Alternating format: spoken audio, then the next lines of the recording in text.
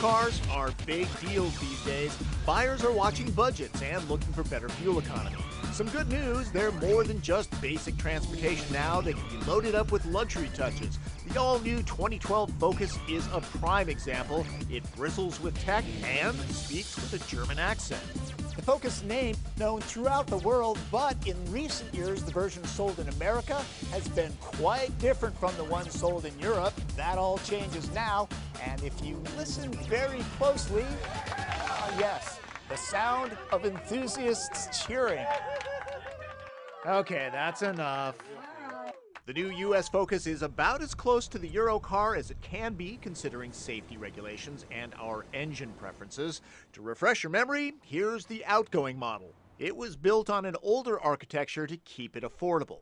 At the time, the business conditions were such that we thought we could give the customer what they were looking for. Our new model is we are having a much bigger effort as a company to become a global company.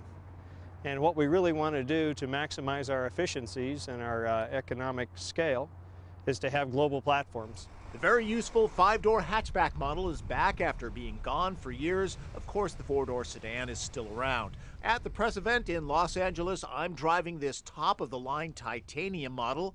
Focus starts at $17 grand with a 5-speed manual transmission. My loaded tester is $27,500. Remember, luxury touches. The only engine at launch is a 2-liter direct-injected 4-cylinder. That's the sound of 160 horsepower. Standard on titanium is the 6-speed automatic power shift twin-clutch transmission. Manual cog swaps are done here.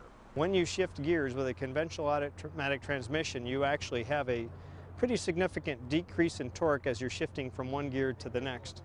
But because with our power shift we actually have 2 shafts, 2 sets of gears, we're actually able to begin to bring the new gear on as we're letting go of the old one. We have 2 clutches in there, so that really minimizes the drop in torque as you're shifting from one to the next, which helps with overall performance and smoothness.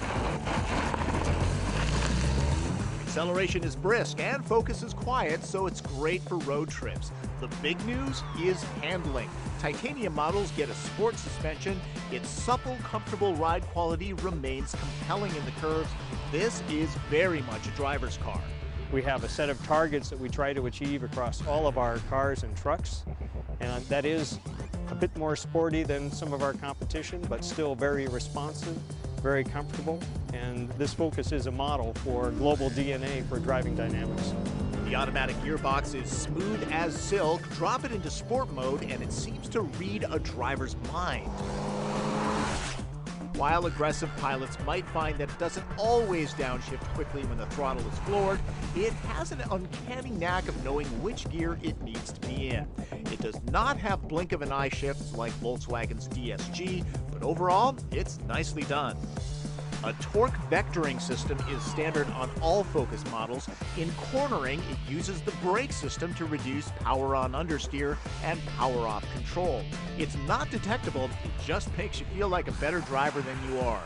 EPA fuel economy hasn't been released yet. Expect high 20s in the city, close to 40 on the highway. Focus moves upscale in every way, especially inside. Features reserved exclusively for luxury cars 5 years ago are available here, including an automatic parallel parking system.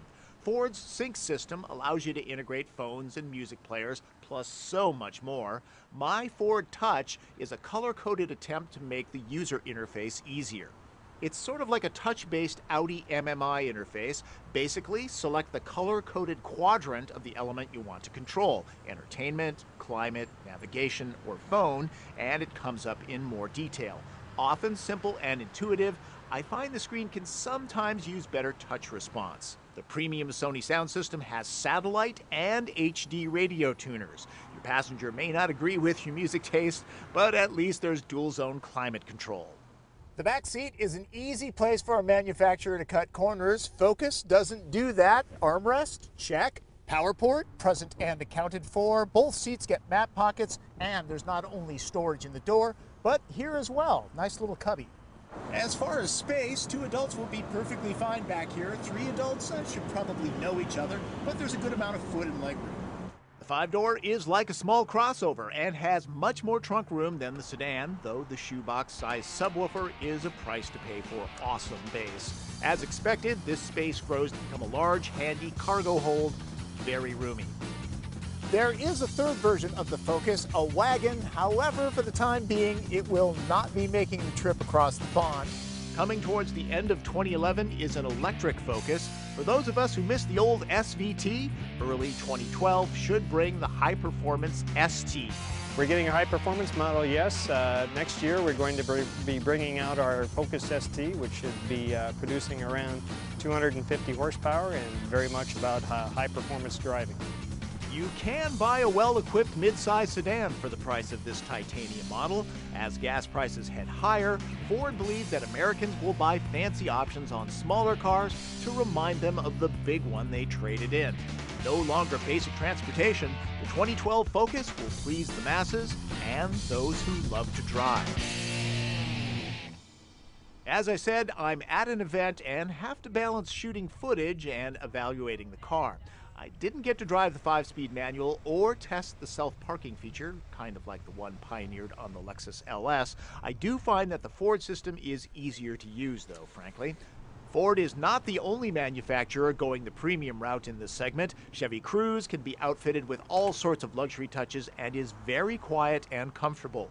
The Hyundai Elantra gets heated rear seats as an option. Buyers have never really had the option of a smaller, well-equipped car before. Now they do. We really started to change that with the introduction of the new Fiesta. So that is our smallest car.